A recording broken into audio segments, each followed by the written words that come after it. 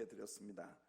저는 오늘 이 말씀을 본문으로 해서 주님의 때에 주님의 방법으로 라는 제목의 말씀으로 여러분과 같이 은혜를 나누고자 합니다.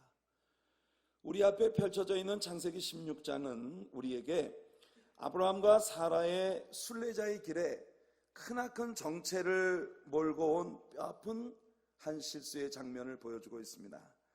이 실수는 그들의 한 가정에 뿐만 아니라 온 인류의 역사에 계속되는 끔찍한 싸움을 초래한 그런 사건이 되었습니다. 바로 아랍과 이스라엘 사이의 싸움이 그것이죠. 이 싸움이 바로 오늘 우리들의 이 말씀으로부터 시작이 된 것이에요. 우리는 오늘 이 말씀을 통해서 하나님의 백성들의 삶은 믿음으로 사는 것과 또한 인내로서 기다리는 삶이 되어야 한다는 것을 배우게 되는 것입니다. 우리는 전도서 3장을 통해서 천하범사에 때가 있고 기한이 있다고 하는 말씀을 배우게 됩니다. 전도서 3장 1절에 솔로몬이 말하기를 천하의 범사가 기한이 있고 모든 목적이 이룰 때가 있다고 말합니다. 오늘 우리가 펼쳐놓은 창세기 16장 본문은 아브라함과 사라가 상당히 오랜 시간 기다리고 있었다고 하는 것을 묘사하는 말씀으로 시작이 되고 있습니다. 1절의 초반부를 보니까 아브라함의 아내 사라는 생산치 못하였고 라고 말하고 있는데요, 본문에서 이제 아브라함은 85세가 되어 있었습니다. 아브라함이 처음으로 하나님께 부르심과 언약을 받은 것이 자녀에 대한 약속을 그들이 하란에서 나올 때 받은 것이 75세 때였으므로 그들은 이미 10년 동안 하나님의 약속이 이루어지기를 기다려왔다고 하는 것을 우리들에게 보여주는 것이죠. 참으로 오랜 기다림의 시간이었습니다. 누가 약속을 믿고 10년 동안을 기다렸는데 그 약속이 이루어지지 않는다면 결코 그것이 누구에게도 쉬운 일은 아니겠죠. 기다림을 좋아하는 사람은 아무도 없습니다. 여러분은 기다림이 좋으십니까? 전 기다리는 게 아주 싫어요. 그래서 마켓에서 물건을 사가지고 나올 때에도 캐셔 스탠드에서 줄이 제일 짧은 데가 어딘가 보죠. 줄이 짧더라도 카트에 뭐가 하나 가득 실려 있으면 저 사람은 takes forever. 그래서 저는 가장 짧은 줄을 찾아서 가려고 애를 쓰죠. 특별히 우리들의 인내가 가장 빨리 한계를 드러내는 곳이 어디냐면은 고속도로예요. 하이웨이를 운전을 하고 있는데 트래픽이 너무 심하게 밀리면 짜증이 머리 꼭대기까지 폭발을 하려고 하는 그런 우리 자신의 모습을 기다린다는 건 우리들 누구에게도 쉬운 일이 아니에요. 그런데 여러분, 이 아브라함이 지금 기다리고 있는 것은 단순한 자기 자신의 개인적인 어떤 성취를 위한 기다림이 아니었습니다. 바로 모든 인류에게 하나님의 축복을 끼치게 될 메시아의 탄생을 초래할 언약의 계보의 성취를 아브라함과 사라는 지금 기다리고 있는 것이에요. 히브리서 기자는 우리가 하나님의 상속을 받는 것과 우리들의 믿음으로 기다려야 하는 그 인내의 삶에 대해 우리들에게 귀한 것을 가르칩니다. 히브리서 6장 11절과 12절을 보시면 우리가 간절히 원하는 것은 너희 각 사람이 동일한 부지런함을 나타내어 끝까지 소망의 풍성함에 이르러 게으르지 아니하고 믿음과 오래 참음으로 말미암아 약속들을 기업으로 받는 자들을 본받는 자 되게 하려는 것이니라. 히브리서 기자는 우리들에게 믿음과 오래 참음이 있을 때에 약속들을 기업으로 받는 자들이 될 수 있다는 걸 성경에 많은 인물들이 보여주었고, 오늘 이 시대에 하나님의 약속과 주님의 거룩한 뜻의 성취를 위해 부름받은 사명자로서의 오늘의 크리스찬들의 삶 또한 그것을 본받는 자들이 되어야 한다고 가르치고 있는 것이에요. 모든 일들에 있어서 우리 하나님은요, 완벽한 시간표를 가지고 계십니다. 이 사실을 믿으시기를 축복합니다. 특별히 아브라함과 사라가 기다리는 것은 다시 말씀드려서 단순한 한 어린아이의 탄생이 아닙니다. 자기의 외로움을 달래줄 늦둥이 하나의 탄생을 그들은 목마르게 기다리고 있는 게 아니에요. 자신들의 개인적인 상속을 물려받고 자신들의 노후에 자신들에게 든든함과 기쁨을 안겨줄 그런 아들을 기다리고 있는 것이 아니에요. 그들이 기다리고 있는 것은 온 인류의 대속을 위한 메시아의 가계를 시작하기 위한 약속의 자녀, 믿음의 자녀를 기다리는 것이었습니다. 그러나 순간적으로 아브라함과 사라는 하나님의 이 깊은 뜻을 이해하지 못했고 결국은 참지 못함으로 말미암아 문제를 야기시키고 만 것이에요. 우리들의 마음엔 종종 이런 질문이 떠오릅니다. 왜 하나님은 우리를 그토록 오래 기다리게 하시는 것일까? 하나님은 아브라함과 사라의 자녀에 대한 약속을 주시고 10년이라는 시간 동안을 마치 하나님께서 그 약속을 까맣게 잊어버리신 것처럼 침묵하고 계셨다는 것이에요. 얼마나 많을 때 신자로 우리들이 살아가는 동안 우리가 이런 답답한 일을 만날 때가 있습니까? 도대체 하나님은 왜 우리들에게 이렇게 오랫동안 참고 인내하며 기다려야만 하게 하시는 것일까? 우리를 향하신 하나님의 약속은 언제 이루어지는 것일까? 우리가 기대하고 꿈꾸는 우리의 기도의 성취는 언제 이루어지는 것일까? 히브리서 11장 11절과 12절 말씀이 우리에게 한 가지 힌트를 제공해 주는 것 같아요. 왜 하나님께서 아브라함과 사라를 이토록 오래 기다리게 하셨을까? 믿음으로 사라 자신도 나이 늙어 단산하였으나 잉태하는 힘을 얻었으니 이는 약속하신 이를 미쁘신 줄 알미라. 이러므로 죽은 자와 방불한 한 사람으로 말미암아 하늘의 허다한 별과 또 해변의 무수한 모래와 같이 많이 생육하였느니라. 히브리서 기자가 우리에게 이렇게 전해주고 있습니다. 제가 이 말씀을 읽을 때 하나님께서 아브라함과 사라를 언제까지 기다리게 하신 것이냐면 그들이 완전히 죽은 자처럼 느껴질 때까지 기다리신 것 같아요.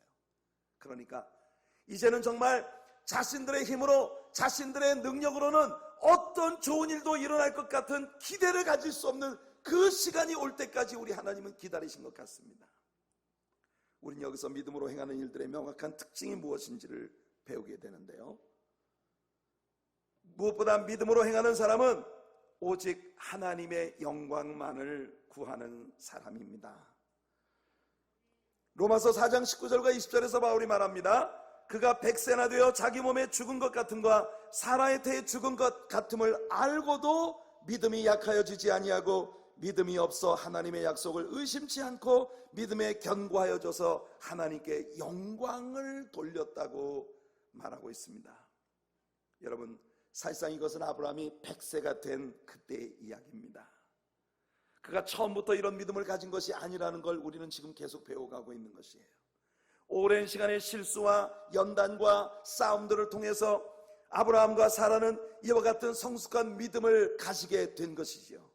지금 우리는 아브라함의 나이 85세에 벌어진 일을 보고 있고 그가 86세가 되었을 때 낳은 이스마엘이라는 아들에 관한 이야기를 보고 있습니다. 그 후로도 오랫동안 연단이 계속된 후에 100세가 되었을 때야 비로소 아브라함은 하나님 앞에서 오직 하나님의 영광을 자신들의 죽은 자와 방불한 몸들을 통해 나타내실 것이라는 그런 믿음을 가질 수 있게 되었다는 것이에요. 믿음으로 사는 저와 여러분들이 되기를 축복합니다. 믿음으로 사는 우리들은 참으로 오직 하나님의 영광만이 우리들의 삶에서 나타나기를 기다리는 사람들이에요. 또한 믿음으로 사는 사람은 하나님의 때를 기꺼이 기다릴 수 있어야 합니다. 이 일에 대해서 이사야 선지자는 우리에게 아주 재미있는 이야기를 들려주는데요, 이사야 28장 16절입니다. 그러므로 주 여호와께서 가라사대 보라, 내가 한 돌을 시온에 두어 기초를 삼았노니 곧 시험한 돌이요 귀하고 견고한 기초돌이라. 그것을 믿는 자는 급절하게 되지 아니하리로다. 이 말씀에서 이사야가 말하는 여호와 하나님께서 말씀하시길 내가 한 돌을 시온에 두어 기초를 삼았다고 하시는 말씀이 무슨 말입니까? Rock of our salvation, 구약 성경에서는 우리의 구원의 반석이라고 묘사되고 있는 예수 그리스도를 시온의 십자가 위에 우뚝 세우실 것을 우리 하나님은 이 말씀을 통해 말씀하신 것이에요. 그리고 그 예수 그리스도는 바로 시험 받으신 돌이고 그리고 귀하고 견고한 돌로서 우리의 구원의 반석이시며 그 위에 우리가 믿음으로 우뚝 설 때에 그 반석 되신 예수님을 믿는 자는 급절하게 되지 아니하리라 라고 하는 흥미로운 표현을 썼습니다. 급절하게 되지 않는다. 이 구절을 뉴 킹 제임스 버전에서 읽어드리면 이렇게 되어 있습니다. He that believes, 믿는 자들은 shall not make haste. 헤이스트라고 하는 말은 굉장히 급하게 서두르는 거예요. 아주 성질 급하게 행동하는 거예요. 그렇게 하지 않는다는 겁니다. 믿는 사람은 아주 성급하게 굴지 않는다는 것이에요. 진정으로 하나님을 믿는 사람들은 하나님께서 가장 좋은 일을 우리들에게 가져다 주실 것이라는 사실을 믿기에 어떤 일에도 조급하지 않는 특성을 가지게 된다는 것입니다. 바울 사도가 이사야 선지자의 바로 이 말씀을 로마서에서 인용할 때 바울은 전혀 엉뚱한 단어를 써서 번역을 합니다. 로마서 10장 11절에 성경에 이르되 누구든지 저를 믿는 자는 부끄러움을 당하지 아니하리라, 이렇게 말하고 있는 것이에요. 바울은 여기에서 조급하게 된다는 것을 부끄럽게 된다는 것과 동일시하고 있는 것입니다. 믿음이 없는 사람은 조급한 마음에 성급하게 행동하다가 하나님의 방법이 아닌 자신의 계략을 꾸미게 되고 그 결과는 부끄러운 일들이 초래되게 된다는 것입니다. 또한 믿음으로 사는 사람은 하나님의 말씀의 약속과 그 말씀의 권위 안에서 움직이는 사람이에요. 왜냐하면 믿음 자체가 바로 하나님의 말씀으로부터 오기 때문입니다. 로마서 10장 17절에서 바울은 믿음은 들음에서 나고 들음은 그리스도의 말씀으로 말미암는다고 우리에게 가르쳐주고 있어요. 하나님께서 말씀을 통해 주신 하나님의 뜻에 절대 복종할 때 우리는 믿음으로 행할 수 있고 또한 축복을 기대할 수 있다는 것입니다. 히브리서 11장은 절대로 어떤 슈퍼 두퍼 퍼슨들을 우리들에게 보여주고 있는 것이 아니에요. 그 히브리서 11장에 나열된 소위 믿음의 전당에, 믿음의 명예의 전당에 헌액되어 있는 그 아름다운 이름들을 어느 사람 하나를 뜯어놓고 보십시오. 그들 모두가 다 우리와 같은 평범한 남녀들입니다. 그러나 그들에게 하나님께서 위대한 믿음들을 주셔서 그 믿음으로 행한 아름다운 일들을 그 책에 기록하고 있는 것이에요. 히브리서 11장은 맨 마지막 절에서 그들의 이와 같은 행위들이 하나님의 약속을 믿고 하나님의 명령에 복종한 결과였다고 우리에게 소개하고 있는 것이에요. 하나님의 말씀을 믿고 말씀 안에 거하는 사람만이 믿음으로 끝까지 인내할 수 있는 사람이라는 것입니다. 또한 믿음으로 행하는 사람에게는 기쁨과 평강이 소망 가운데 늘 따르게 된다는 것을 로마서 15장 13절에서 바울이 가르칩니다. 소망의 하나님이 모든 기쁨과 평강을 믿음 안에서 너희에게 충만케 하사 성령의 능력으로 소망이 넘치게 하시기를 원하노라. 우리들의 환경에는 언제나 치열한 싸움들이 있습니다. 오늘 우리 월십 리더들이 우리를 찬양 가운데 인도해 갈 때 영적 전쟁에 관한 노래를 불렀습니다. 우리 대장 되신 예수 그리스도가 앞장서 나갈 때에 그 예수님의 발자취를 따라갈 때에 누가 당할 손과 승리의 군대, 할렐루야. 우리의 대장 되신 예수님을 따라가는 그 군대가 승리하는 군대가 된다고 우리에게 말해줬어요. 주경배 찬양대가 오늘 찬양을 했는데 오늘 주경배 찬양대가 굉장히 고난을 받은 날이었던 것 같아요. 너무나 중요한 멤버들이 많이 빠지셔서 오늘 찬양대가 찬양을 하면서 굉장히 힘든 찬양을 하는 그 주간에 딱 노래가 When the oceans rise and thunders roll, 험한 파도가 일어나고 폭풍이 불어닥칠 때에 I will soar with you above the storm. 그 태풍 위로 내가 주님과 함께 날아오르리라고 하는 찬양을 불렀어요. 우리 주경배의 찬양대의 찬양이 오늘 노래한 것처럼 우리의 인생은 너무나 많은 때에 이 파도가 미친 듯이 날뛰고 엄청난 태풍이 불어와 내 인생을 일시간에 잠식시킬 것 같은 그런 위협을 가져다 주지만, 그러나 그 모든 폭풍 위로, 그 모든 파도 위로 주님과 함께 날아오를 수 있는 것이 믿음이라고 하는 것을 우리는 노래하고 있는 것입니다. 믿음으로 사는 사람들의 삶은 바로 그런 것이에요. 아브라함과 사라가 기다릴 때에는 하나님께서 그들에게 믿음과 인내를 확장시켜 주시고 또한 그들의 인격을 더욱 고상하고 아름답게 쌓아주실 것입니다. 지금 크리스천으로 우리들의 삶에 필요한 것이 바로 이것이에요. 그러나 이제껏 믿음으로 잘 연단을 받고 훈련받아 오던 아브라함과 사라는 이 순간 갑자기 인간의 계략을 꾸미기 시작합니다. 자, 우리는 본문에서 믿음으로 행하는 것이 아니라 인간의 계략으로 행하는 사람의 삶의 특성들을 발견하게 되는데요, 사라는 기다리다 지쳐서 먼저 자기의 상황들을 둘러보기 시작합니다. 자기는 모든 상황을 둘러보니 이미 생리가 끊어지고 여자로서의 구실을 할 수 없는 입장이 되어 있는 자신을 보게 되는 것이에요. 하나님을 바라보던 눈이 모든 일을 이루어진다는 약속의 하나님을 바라보는 대신 자신의 환경이 이 일이 이루어질 수 있는지 없는지를 바라보다 보니 모든 것이 불가능해만 보이는 자신의 한정된 삶의 모습들을 보기 시작하는 것이에요. 사라는 생각했습니다. 내 남편 아브라함은 아직도 아이를 낳을 수 있을지 몰라. 나는 이미 생리가 끊어지고 아이를 낳을 수 있는 모든 생산 시스템이 이미 중단되었기 때문에 나를 통해 아이를 낳는다는 것은 불가능한 일이야.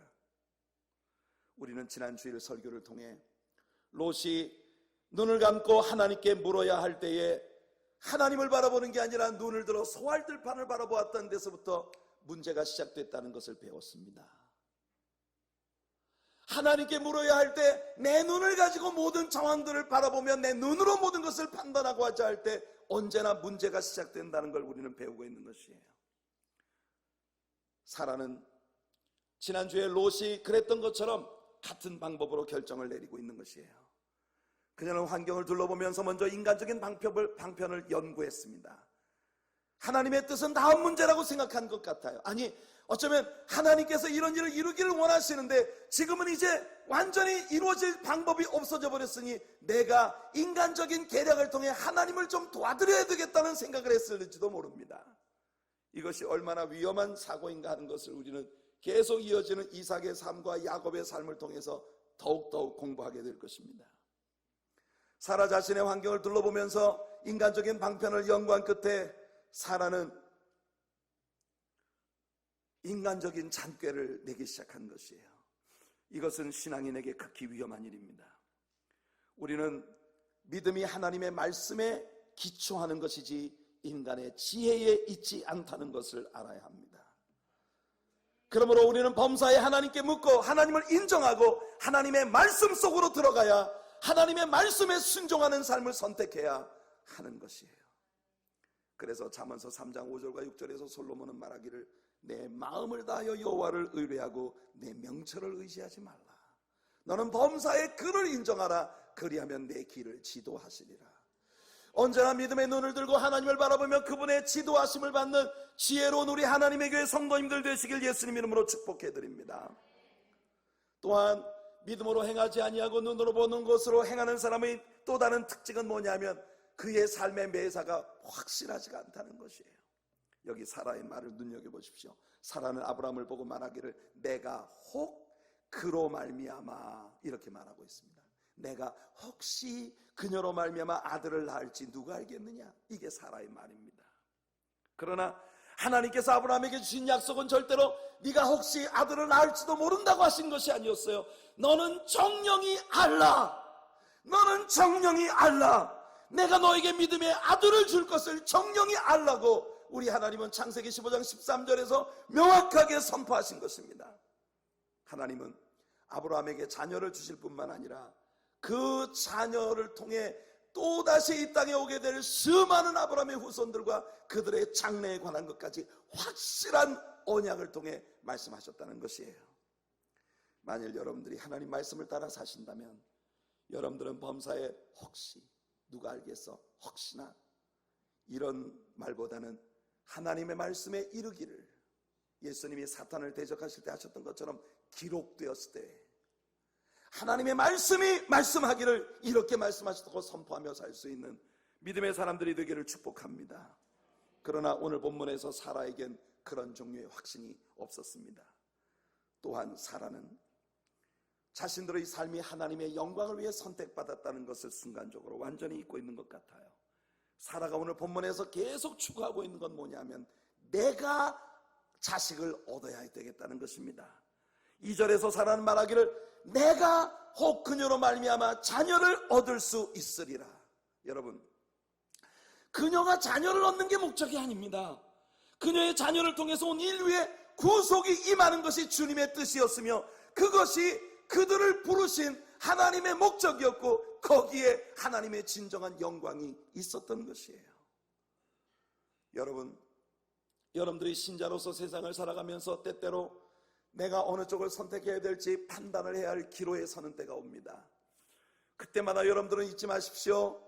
여러분들, 내가 이 일을 함으로써 나에게 얼마만큼의 유익이 남겠는가, 얼마만큼의 이득이 남겠는가, 내가 이 일을 했을 때 얼마만큼 사람들에게 자랑과 명예를 얻겠는가, 내가 이 일을 행했을 때 사람들이 얼마나 나를 기억해주고 나에게 박수를 보내줄 것인가, 이런 것이 여러분들 모든 것을 결정하는 기준이 되어서는 안 됩니다.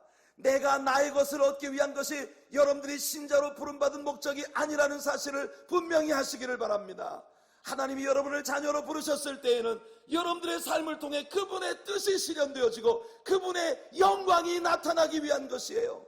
그렇다면 우리의 삶이 궁극적으로 하나님의 영광을 드러내기 위한 것이라면 우리는 절대로 인간의 계략을 꾸미기보다 철저히 이것이 하나님께 영광이 되는가 안 되는가를 판단해야 한다는 것입니다. 얼마나 이득이 많이 남을까, 얼마나 영광을 많이 얻을까, 이것이 판단의 기준이 아니라 철저하게 이것이 하나님의 뜻인가 아닌가, 하나님의 말씀을 통해 우리는 판단할 수 있는 그런 지혜가 있기를 예수님 이름으로 축복해 드립니다. 여기서 우리가 간과해서는 안 될 아주 중요한 이야기가 하나 있습니다. 그건 뭐냐면 사실상 아브라함이 하갈을 첩으로 취한 것은 당시의 결혼 관습에 비추어 볼 때 결코 불법이라고 할 수도 없고 어떤 양심의 거리낌을 가질 만한 도덕적인 그런 부도덕한 행위라고 우리가 이야기할 수 없다는 것이에요. 왜냐하면 그 시대의 사회적 간섭이나 통념은 절대로 아브라함이 하갈을 취한 것을 죄라고 여기지 않고 있었던 시대이기 때문입니다.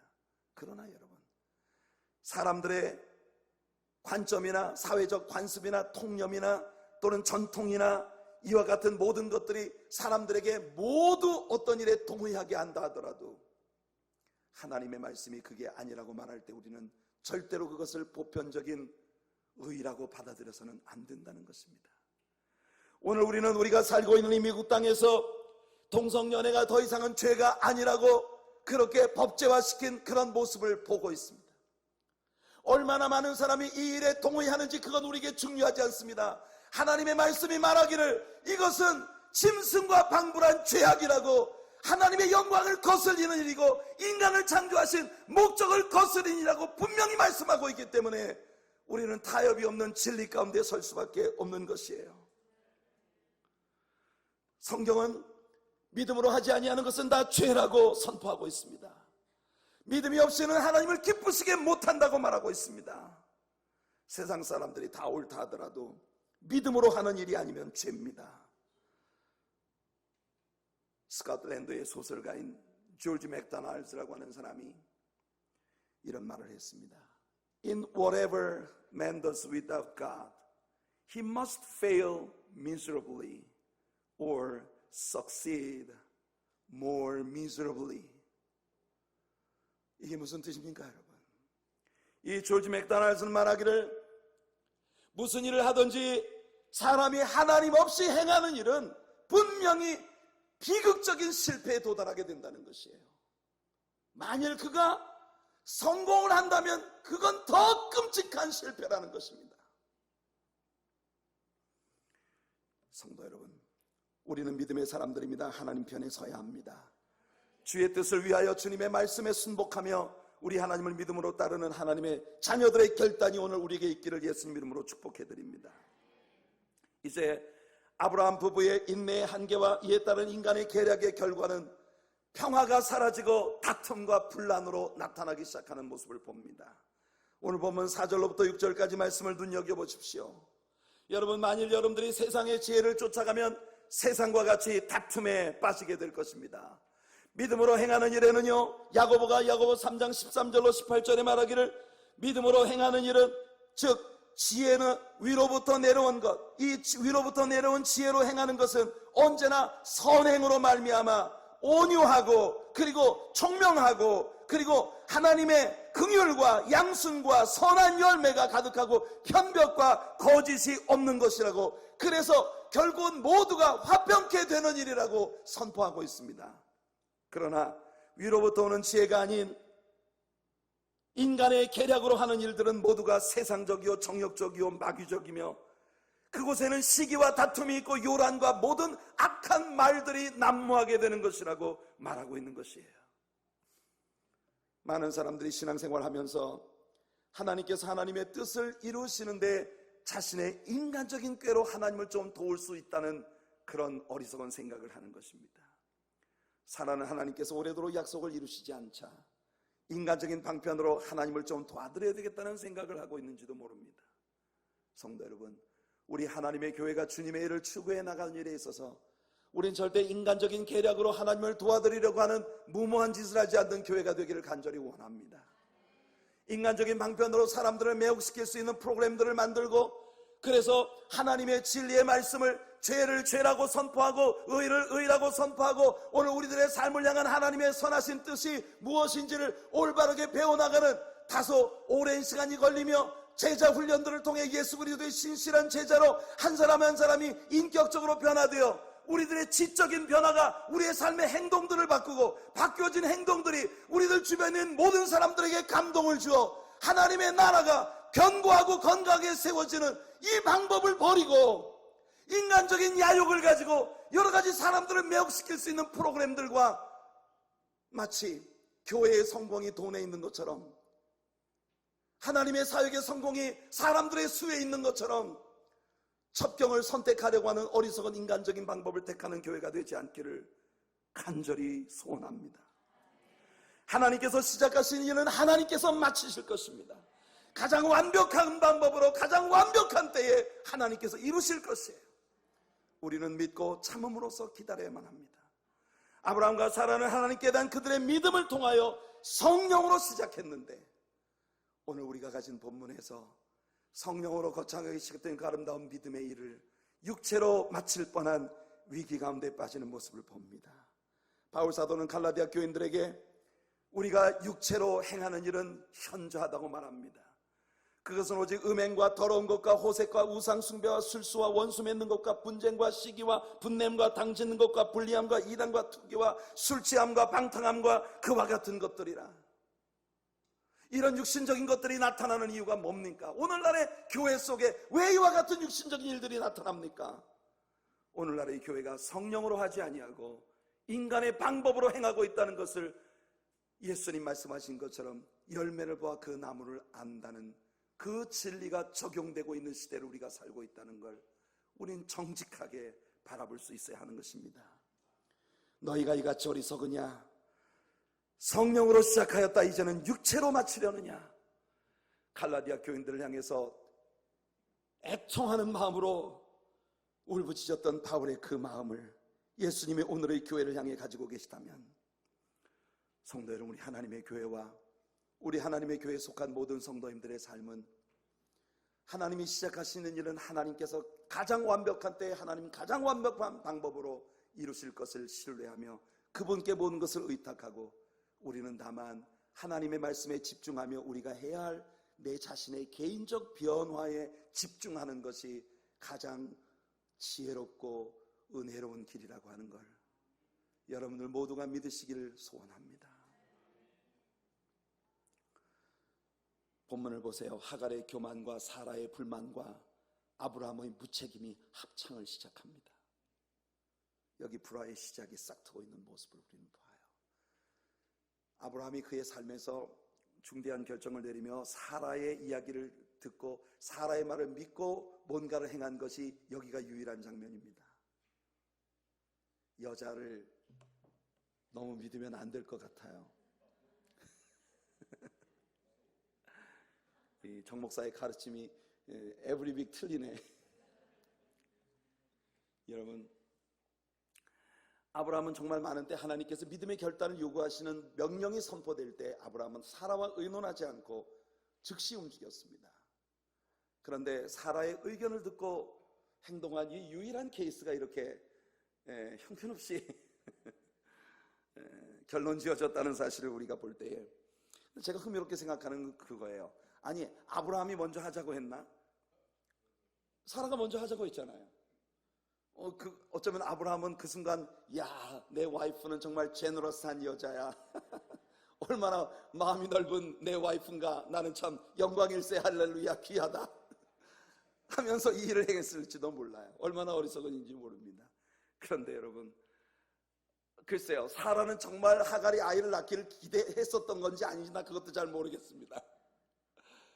더 재미있는 건 뭐냐면 하갈이라는 여자가 여종인데 말입니다, 자기가 어쩌다 주어진 은혜로 주인의 아들을 낳는 그 순간 교만이 고개를 쳐들었다는 게 이게 재미있는 일이에요. 하갈이 갑자기 자기 여주인을 멸시하기 시작합니다. 이런 일이 벌어지자 사라는 아브라함을 바가지를 긁기 시작하는 거예요. 당신, 하나님과 당신 사이에, 하나님과 나 사이에 하나님이 판단하기를 원하노라. 당신과 나 사이에 하나님이 판단하기를 원하노라.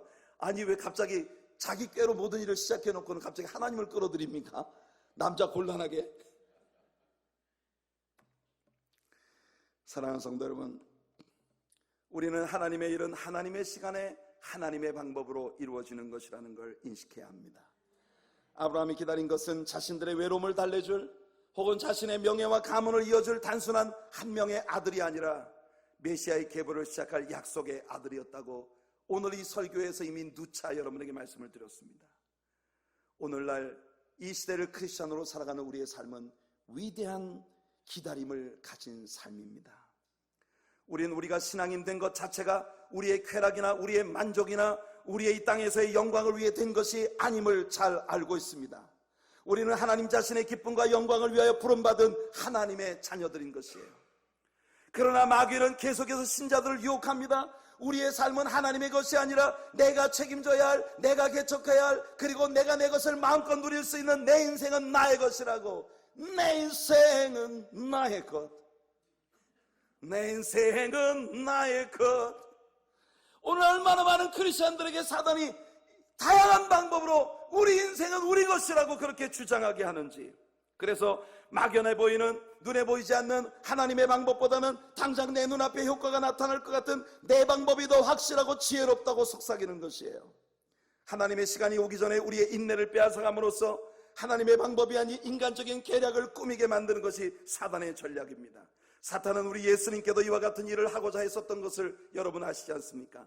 예수님이 40일 동안 광야에서 금식하시고 사단에게 시험을 받으실 때에 사단이 예수님께 제안한 게 뭡니까? 돌로 떡을 만들어 보아라. 천하만국의 모든 영광을 너에게 줄 테니 나에게 한번 절을 해보아라. 성전 꼭대기에서 뛰어내려 보아라. Since you are the son of God. 우리는 여러분이 이 구절이 가지고 있는 본질을 바로 알아야 합니다. 마귀는 예수님이 하나님의 아들이라는 걸 절대 부정하지 않았어요. 예수님이 하나님의 아들이심을 부정하는 건 사람이지 마귀가 아니에요. 마귀는 여러분, 예수님이 거라사 땅에 당도하실 때 무덤 사이 귀신 들린 자들이 예수님께 쫓아나와 바로 고백했습니다. 지극히 높으신 살아계신 하나님의 아들 예수여. 근데 그 바로 앞전에 무슨 장면이 나오는지 압니까? 예수님의 제자들이 저가 뉘시기에 바람과 바다라도 순종하는 거. 예수님을 추종하고 있는 제자들도 아직 예수님이 누군지를 모르는 거예요. 당신은 누구시길래 이렇게. 예수님의 제자들마저 예수님에 대해 아직 알쏭달쏭하던 그때에 마귀란 놈이 정확하게 말했어요. 지극히 높으신 살아계신 하나님의 아들 예수여. 이 예수님의 시험의 광경에서 사단은 예수님께 If you are the son of God, 네가 만일 하나님의 아들이어든 이렇게 말하지 않았습니다. Since you are the son of God, 너 하나님의 아들 맞잖아. 네 하나님의 아들 맞는데 왜 하나님의 아들이 이렇게 끔찍하게 모욕을 받고 십자가에 처절하게 죽임당하는 끔찍한 길을 가려고 하는 거야. 좋은 일 많잖아. 저 성전 꼭대기에서 뛰어내려봐라. 수십 길 이 절벽 아래 떨어졌는데 네가 하나님의 아들이니까 천사가 받아줄 거 아니냐. 신명기의 말씀까지 인용해가면서, 시편의 말씀까지 인용해가면서 그렇게 예수님께 도전을 해오는 거예요. 돌을 가지고 떡을 만들 수 있잖아, 해봐. 그래가지고 이 수많은 가난한 군중들을 먹여봐라. 얼마나 인기 짱짱이겠느냐. 얼마나 달콤한 유혹입니까? 흥미로운 사실은 우리 예수님도 사단이 예수님에게 천하만국의 모든 영광을 너에게 주겠다고 할 때, 야 이놈아, 천하만국의 영광이 다 네 거야? 이렇게 도전하지 않으셨다는 사실을 여러분 눈여겨보셔야 합니다.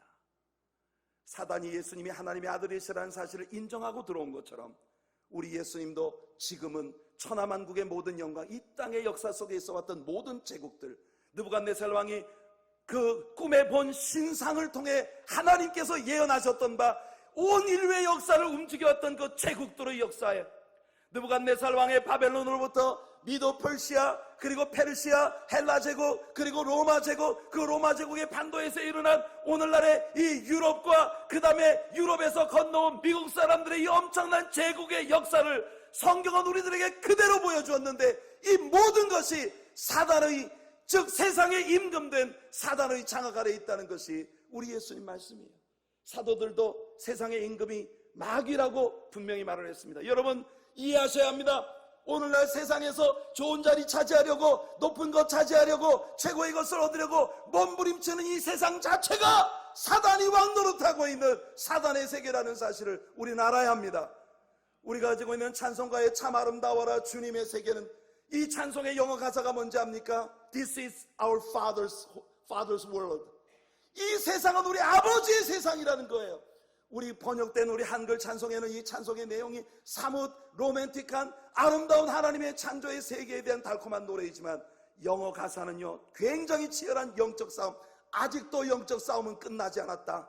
이것이 그 찬양의 가사입니다. 예수님이 선택하신 방법이 뭡니까? 우리는 그 방법을 따라야 합니다.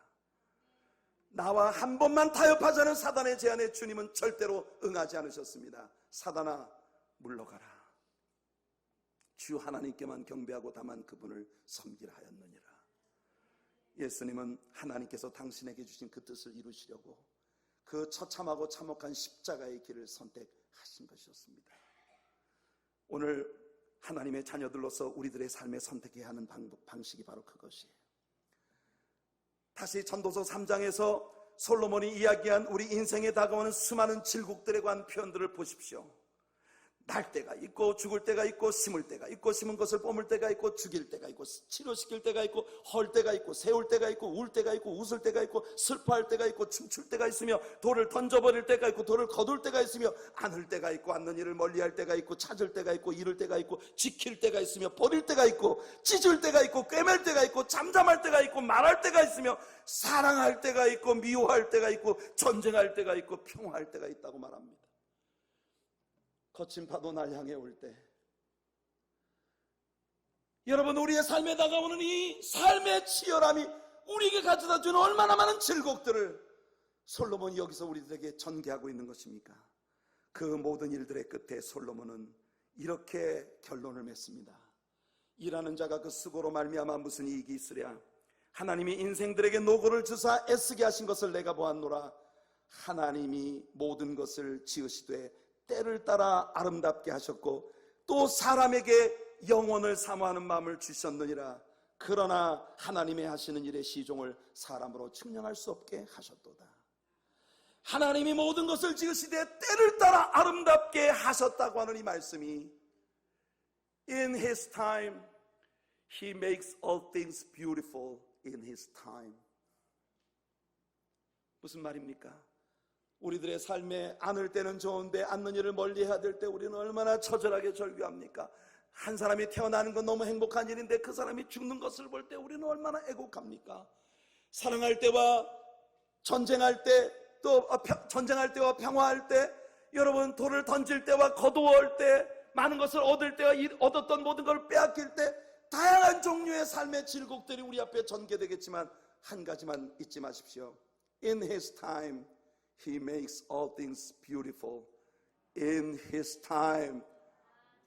하나님의 때에 하나님의 방법으로 그가 가장 완벽한 최상의 작품을 만들어내실 것을 신뢰하는 믿음으로 사는 저와 여러분들이 되기를 예수님의 이름으로 축복해드립니다. 이 치열한 삶의 싸움을 싸워나갈 때 믿음의 경주장에서 달리는 우리들의 삶에 벌어지는 끔찍한 일들 속에서 하나님이 우리에게 베푸시는 귀한 사랑을 오늘 짧은 한 편의 영상으로 보면서 오늘 저의 설교를 마치겠습니다.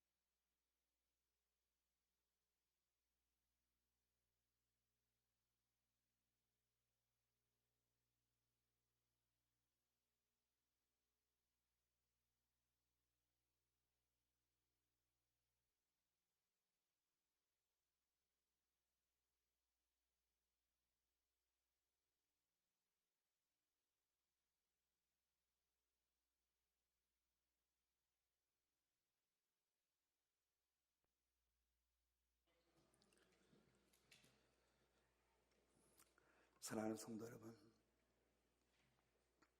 우리는 히브리서 기자가 말하는 것처럼 구름같이 둘러싼 허다한 증인들 앞에서 믿음의 경주를 경주하는 사람들입니다. 우리 인생에서 우리가 싸워야 하는 싸움은 단순히 이 세상에서 잘 먹고 잘 살고 잘 즐기기 위한 세상이 모든 목적의 전부인 사람들의 그것과 다릅니다. 우리 앞에서 십자가의 부끄러움과 아픔을 개의치 아니하시고 우리들의 구원을 위해 십자가에 죽으신 예수 그리스도를 믿음으로 바라보며 우리는 이 싸움을 싸워야 합니다.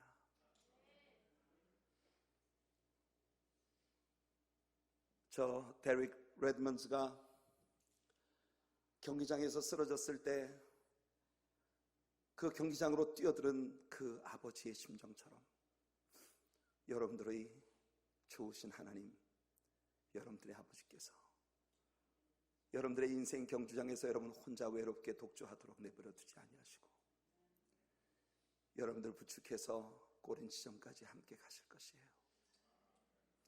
우리들의 삶의 궁극적인 승리는 아버지께로부터 오는 것입니다. 우리 같이 한번 찬양합시다. 방금 이 데릭 레드먼즈의 영상에서 우리가 함께 들었던 You Raise Me Up, 우리 찬양을 같이 한번 할게요.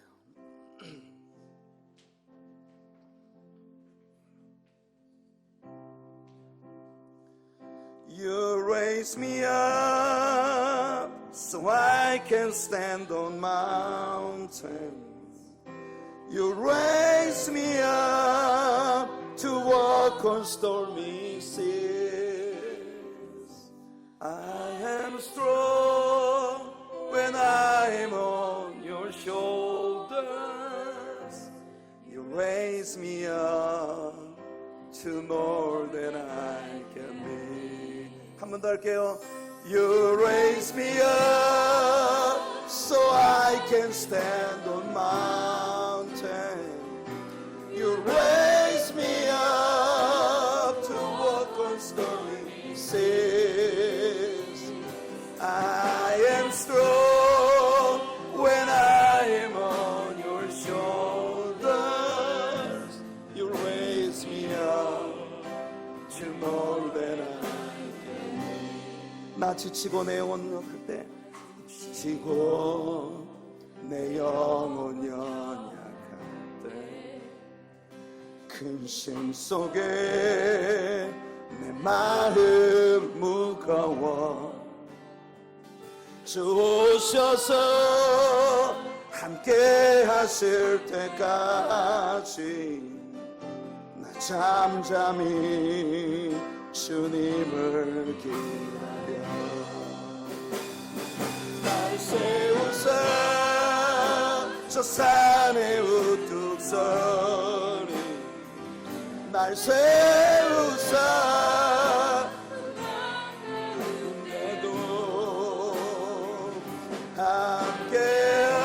함께하심 날 강하게 하네. 날 세우사 모든 것 할 수 열망 없는 그런 삶은 없으리. 안 없는 그런 삶은 없으리. 끊임없이 고동치는 가슴 주 오셔서 경외로 날 세우사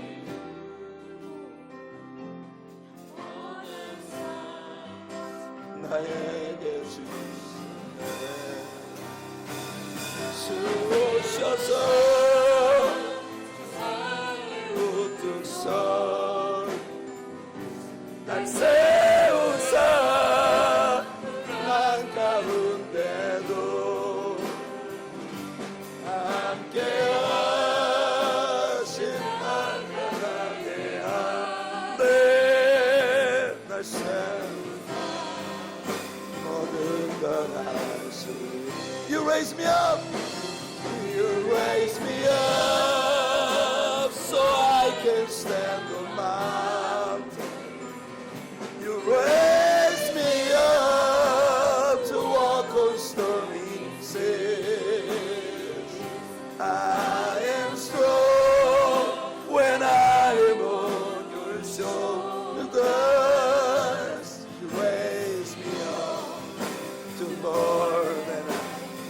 again.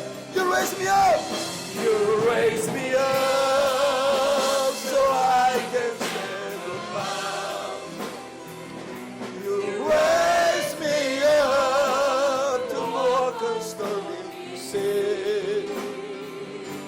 I am strong when I am on your shoulders. You raise me up to more than I can be.